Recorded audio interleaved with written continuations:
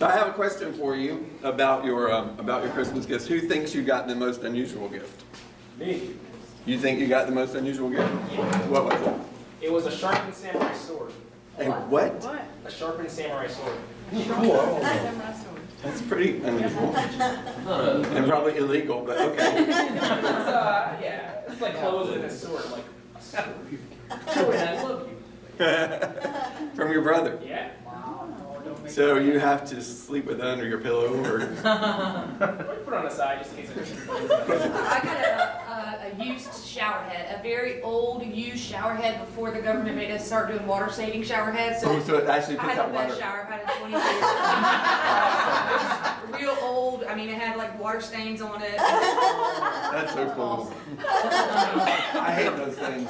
You go, drip, drip, drip. To run around those. I used to be so skinny I had to do that anyway. I don't have that problem so much anymore. What did you get? A $50 gift card to a jewelry store. I do not wear jewelry. Regift.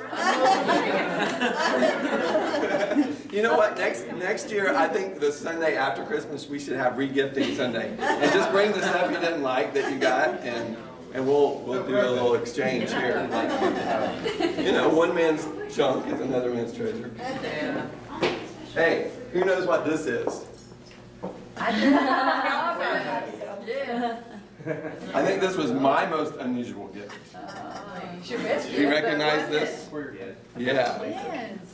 What is it? Use it. Yeah. And if I start, I'll never stop. No, that's okay. No, this is really cool. But I could think of a lot of other, you know, when I first saw it, I thought, why do I need a whisk? I don't make eggs that often. And then I found out what it was really for.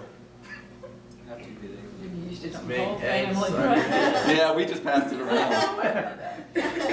So where in the world does this whole thing about giving gifts at Christmas time come from anyway? Any ideas? Who started all that?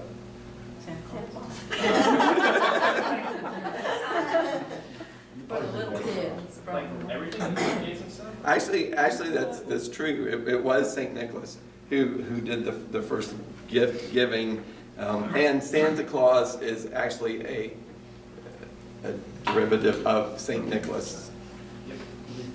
Center Clausen, or whatever it was. So it really did come from Saint Nicholas who gave, and early gifts, you know, when they first started exchanging gifts, even Saint Nicholas, the things that he gave were very practical things, like this. Anyway, I'm not going to keep doing that. I know that look on my face must be weird.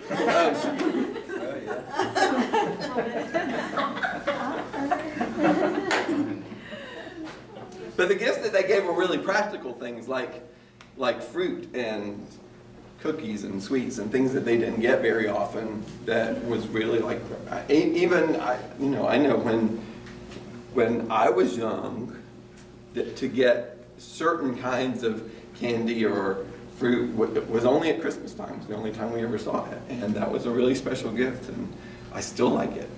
I'll still take a tangerine any day of the year, or any of those other sweet treats. Thinking about the origin of giving gifts at Christmas time, I guess you could even go back to the very first Christmas when Jesus was born and the wise men came.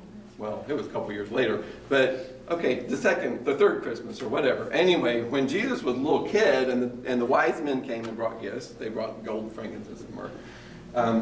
But even before that, when Christmas was even planned, it was planned out of a generous heart, because God is the one who shows us the example of being generous. The whole thing that, seriously, you guys who stood up this morning that you weren't here a year ago, I'm so glad you're here now. And to see how week after week you're impacting your friends and your family members, and and making a difference in their lives. The family who came last Sunday, first time, and at the end of the service, he said it had been 20 years since he had been in church. 20 years since he had been in church. But when he came, he felt Jesus, and he felt welcome, which are the two things, that we want people to feel when they come. We want them to experience us, that we want them to get to know us, and that we want them to feel welcome and feel like that they're at home here. But if we don't take them on the next step to where they experience Jesus' presence when they're here, then we're missing the whole point. So it's really encouraging to hear somebody say when they come in for the very first time that they have that experience. And last week, Amy and Derek got to be back. I'll be so glad when she's back to lead worship. And not just because I have a froggy voice. I just really miss them being here. And I'll be glad when she's able and feeling like being able to be here. But last week she said, the first few times I come back, I'm just going to have to sit on the side because I'm going to cry the whole time I'm here. You know what it's like when you have an experience, when there's a family, and then you have a break from family. Well, sometimes that's a good thing. But like if this is where you receive nourishment and encouragement and your heart's challenged week after week, and then you're not able to be here, you really miss it. And then when you come back, it's like this overwhelming emotional roller coaster ride that you get to go on, to be back with family and friends and to experience God and what He has for you and what He wants to do in your life. And I think that, and not just with Mandy and Larry, I'm so sorry. I always call them Mary and Landy. But anyway,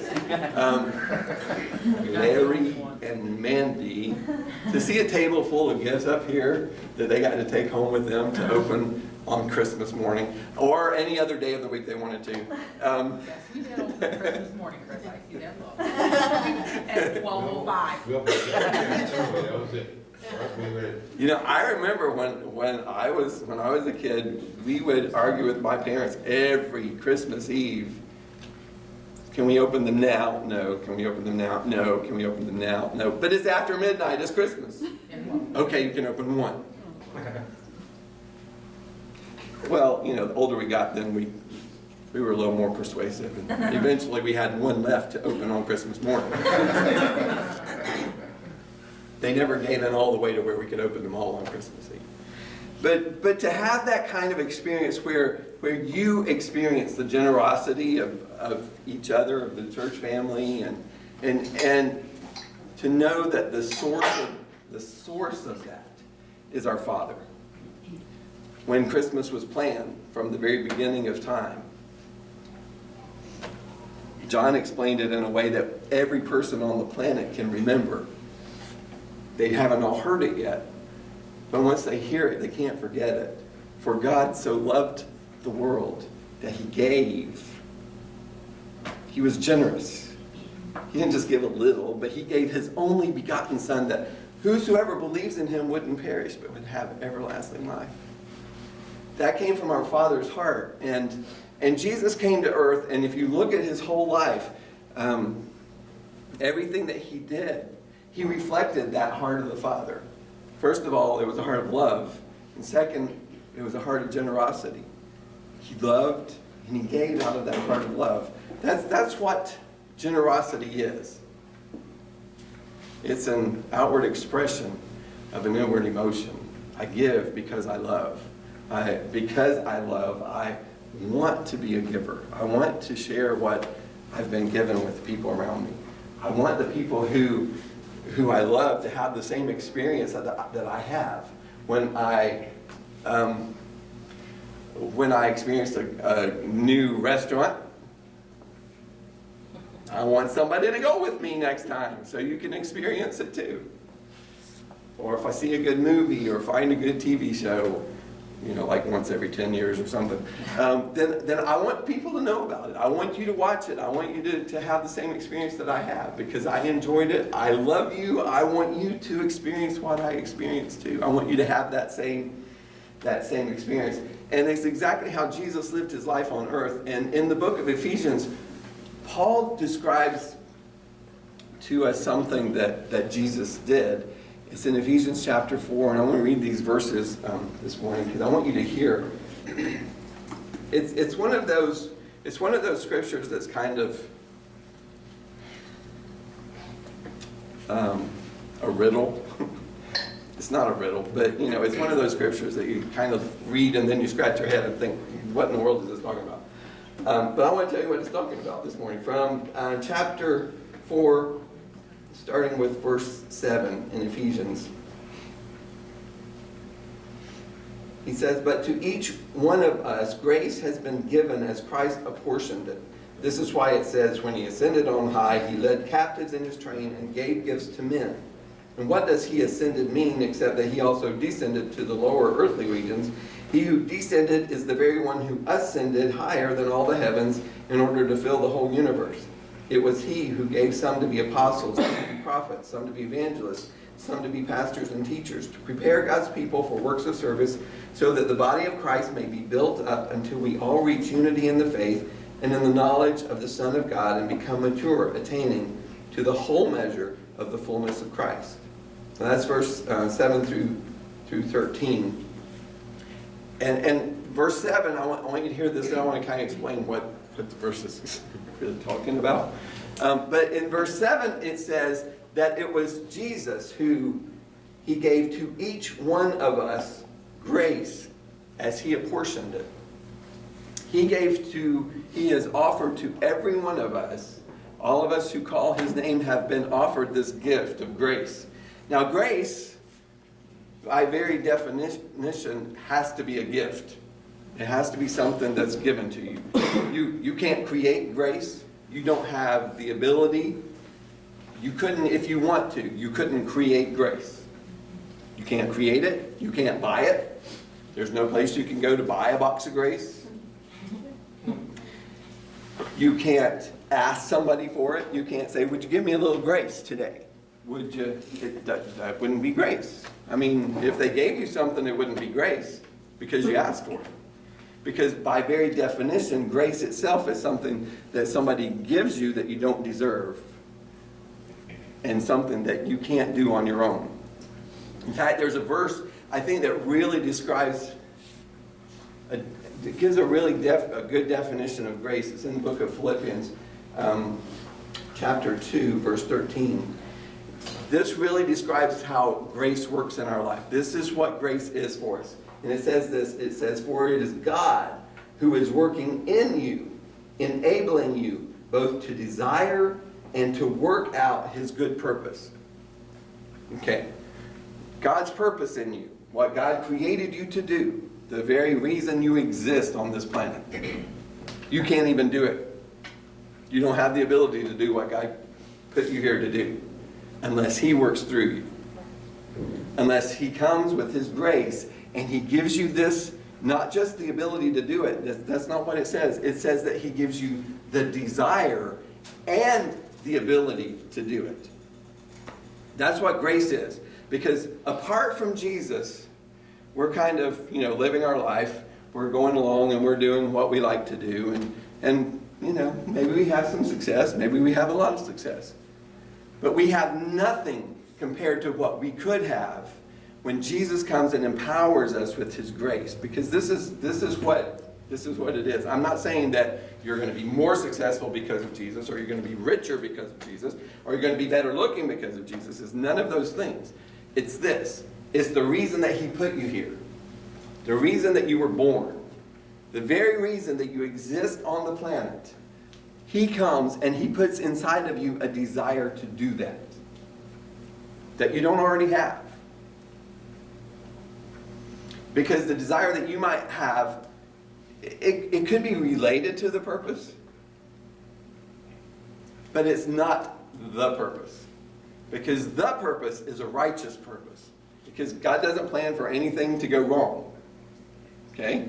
He didn't plan for anything to go wrong in your life. He didn't plan for you to mess up. He didn't plan for you to fail. None of those things were part of God's plan for you.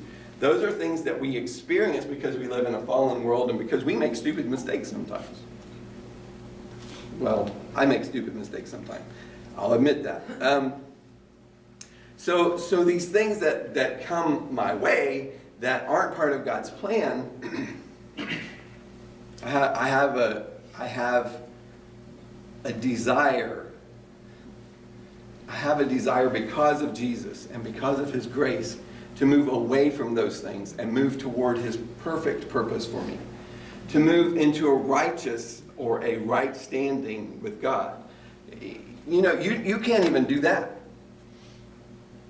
As human beings, we can't even do that. We can't even say, God, I want to be good.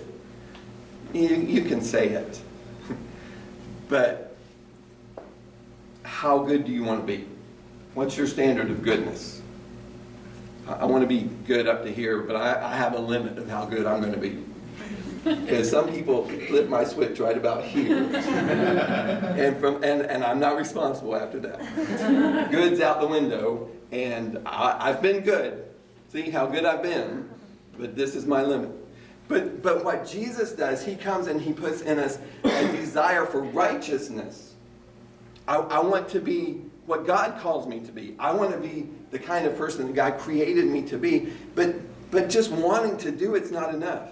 Because I can want it to a limit myself. Even in my own strength, I can want it to a point.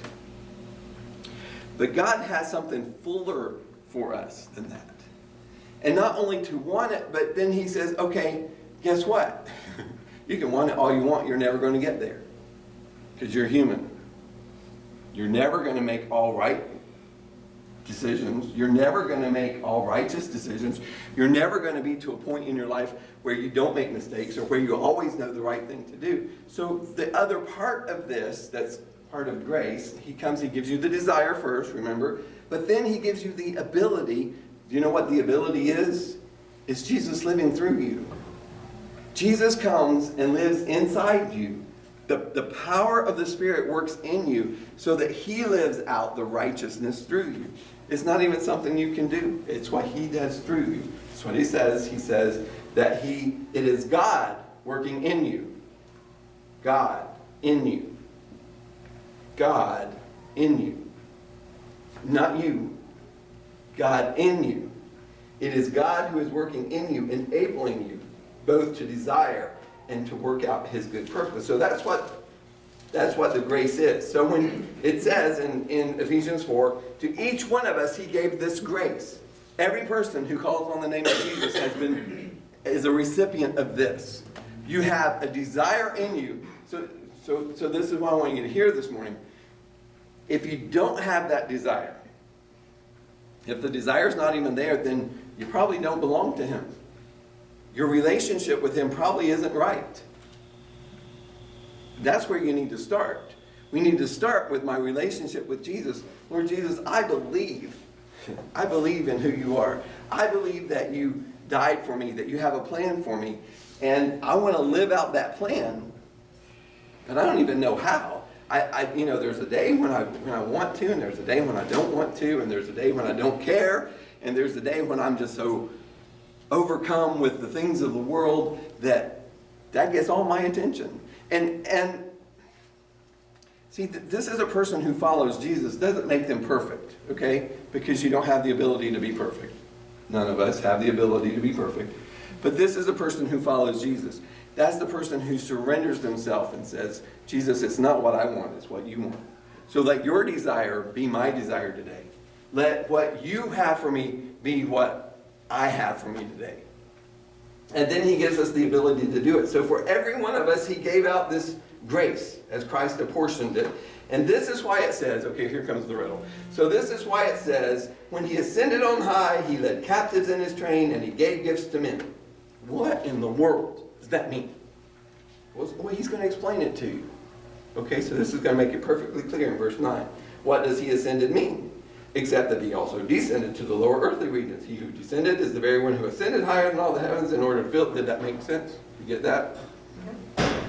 Is that perfectly clear for you now? Well, here's the thing. When Paul says this, that he ascended on high, he led captives in his train and gave gifts to men, he's actually quoting a verse from the Psalms.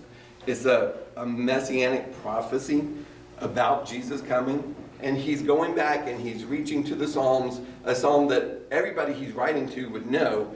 And he pulls out this line and he says, this is talking about Jesus. It says that he ascended and he led captives in his train and he gave gifts to men. And the person that this is talking about in the Psalms is the same person who descended first.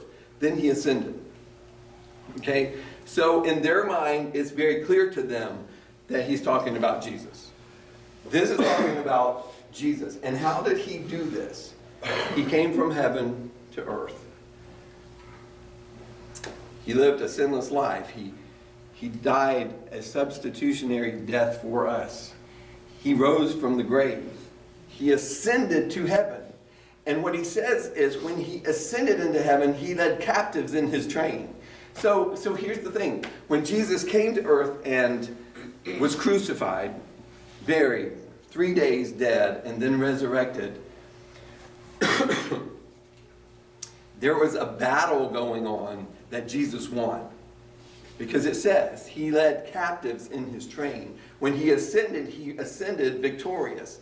When he went back to heaven, he went back victorious. And it says that he led captives in his train. Now I want you to hear, this is my interpretation of this. Subject to being wrong. But I've heard, so many different descriptions of what this is. I think he's talking about us. When he says he led captives in his train, I don't think Jesus had people in chains following him up to heaven. He didn't take people captive and say, you're going to heaven with me now. I beat the devil and you're my spoils. I have won this battle and now you're the spoils of war I'm taking. It wasn't that way. But it was those who were held captive by sin and darkness. Those who Satan held in darkness, Jesus liberated them. No, Jesus liberated us through the cross and through his resurrection. He died so we don't have to die. He resurrected so that we can live a life full of the Spirit. So when Jesus ascended, there's a long train behind him of other victors. He was the first one who was victorious over sin. And then he's leading behind him this long train of other victorious warriors. I think he's talking about us. He led us in his train. And then the other thing that he did, it says he gave gifts to men. And then how did he give gifts to men? Well, he just started throwing stuff out. I mean, he came out of the grave and he's got the spoils of war. He has the spoils of war. He overcame Satan. The Bible says that he has the keys to death, hell, and the grave. Death, hell, and the grave. Jesus is victor over them. So if he's victor over them, then he's giving gifts to men as the picture that I have as, back in those days when an army would go off to war and then they'd come home and they'd bring home all the spoils from the enemy that they had defeated. They would bring home all the jewels or the clothes or whatever they would take from their enemy. They'd come home and I just have this picture of them riding in on their big horses, because that's what they're going to ride, right? Jesus is going to be on a big white horse. So I see Jesus coming on a big white horse and he's got all these things and as he's passing by, he's throwing out all these gifts. Look, all these things that the enemy tried to steal from you, they're yours because I'm victorious over the enemy. He doesn't control you any longer. You're not controlled by sin. You're not living in darkness. You're victorious. And I have all these things for you, all these gifts. And he begins to give out gifts to men, to all of us. Now the Bible describes a lot of those gifts.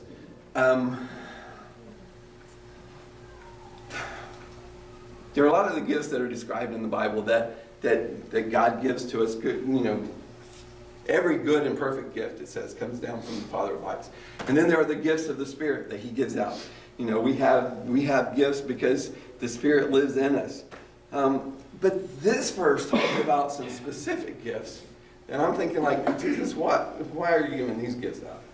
I mean, if I'm sitting there and he's throwing out spoils of war, I'm expecting, I don't know, $100 bills would be nice. But that's not what it says he gave here. In this verse, when it says he gave gifts to men, the very next thing that he gave, it says in verse 11, he gave some to be apostles, and some to be prophets, and some to be evangelists, and some to be pastors and teachers. What? Don't be throwing no pastors and teachers and evangelists and apostles and prophets at me. I want $100 bills.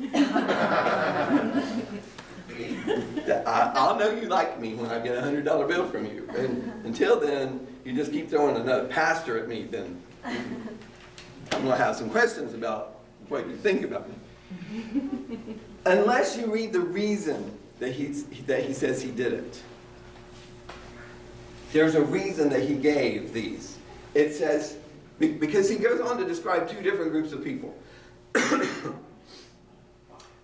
Let's listen to the group that doesn't get the gifts first, okay? These are the people that don't get the gifts. This is in verse 14.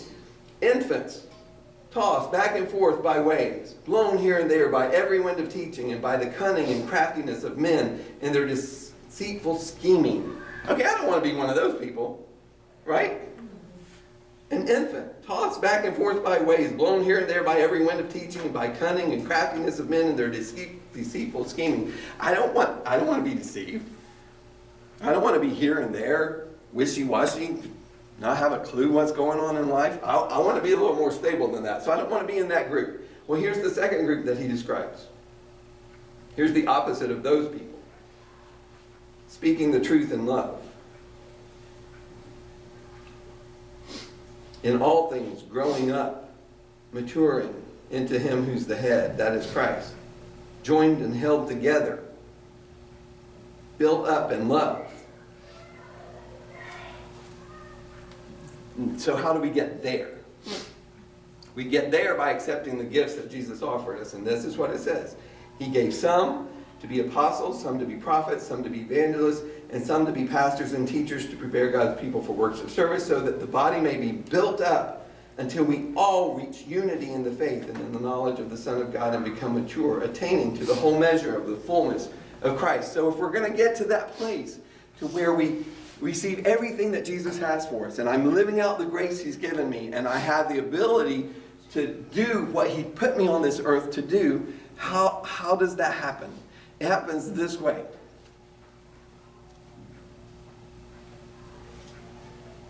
He put people in your life to help you get there, because you're not going to get there by yourself.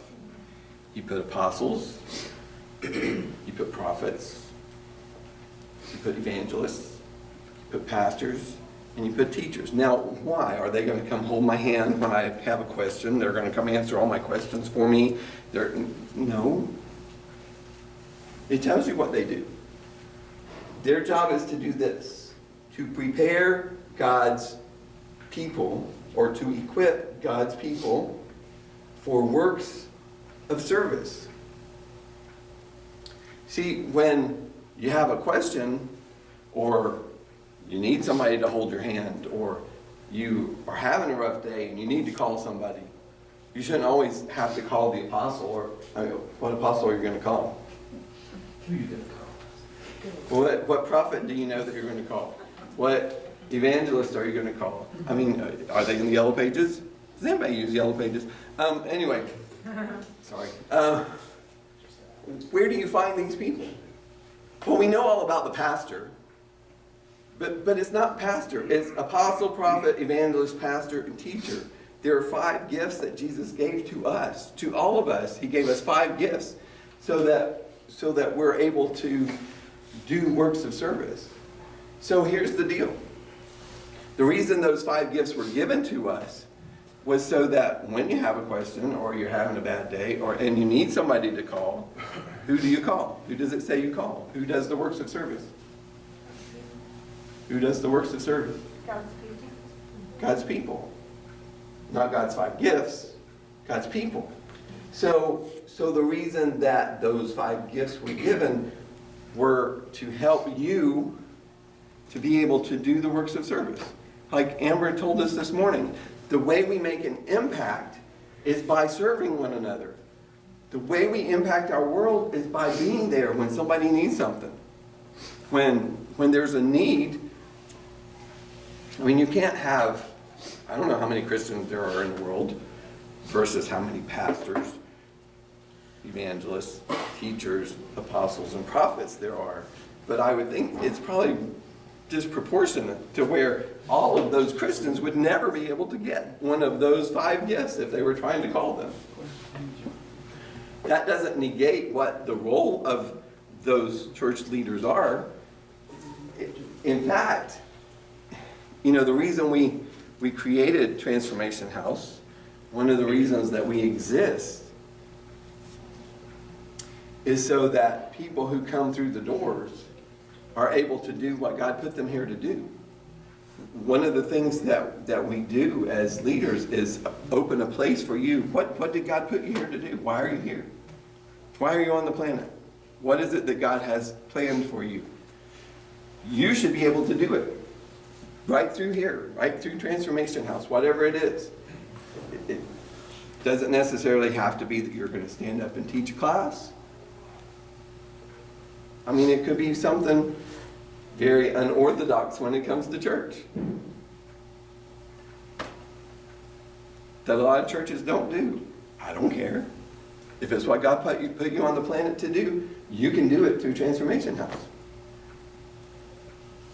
If it's the ladies are getting together to do a painting class, is that fun? Do you enjoy that when the ladies get together and paint? Yes. Do other people come from outside the church when we open the doors and do that? Is it a way that we can impact our community? Is it something that we can do that's going to make a difference in somebody's life? Yeah, but how many churches have a painting class?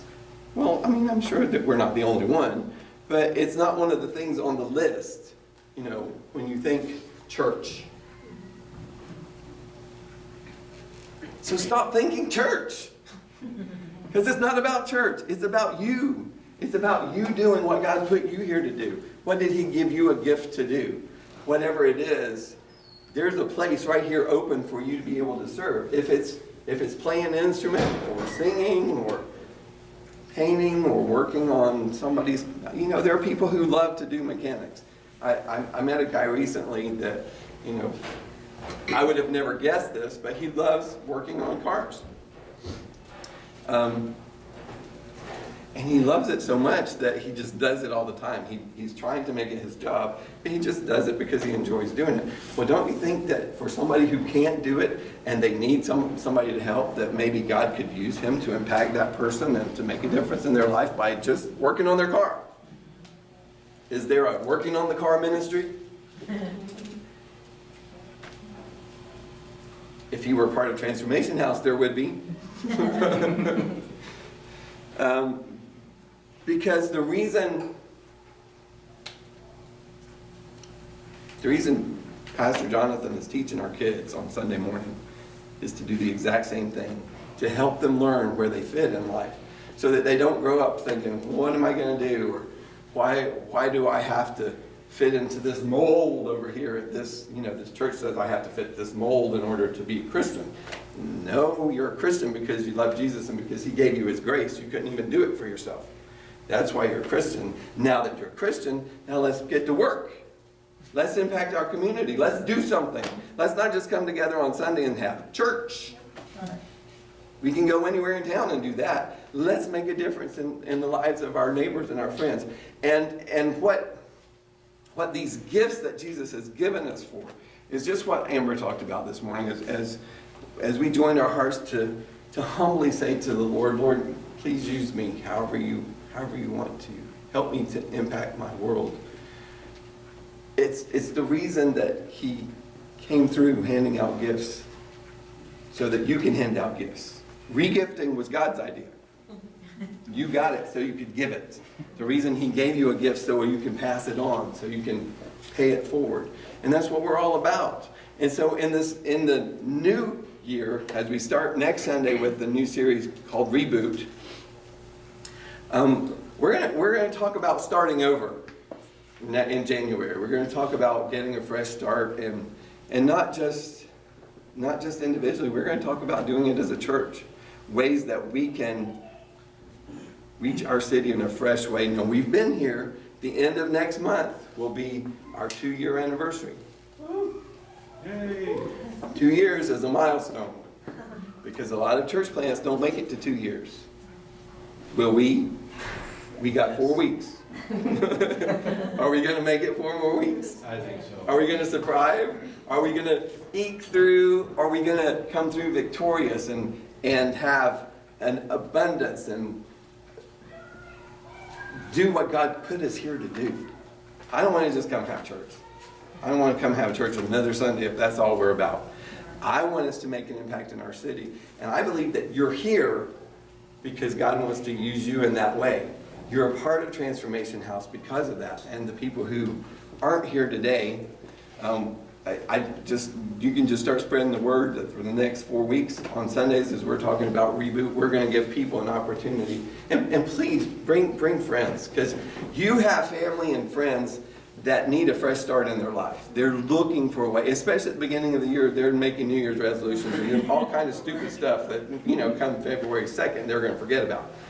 It's just not going to make a bit of difference. But you can help them make a difference that will change the whole course of their life.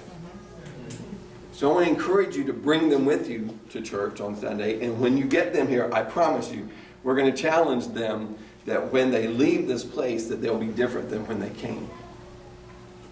Are you willing to do that? Will you really be the impact? Will you really make a difference in somebody's life?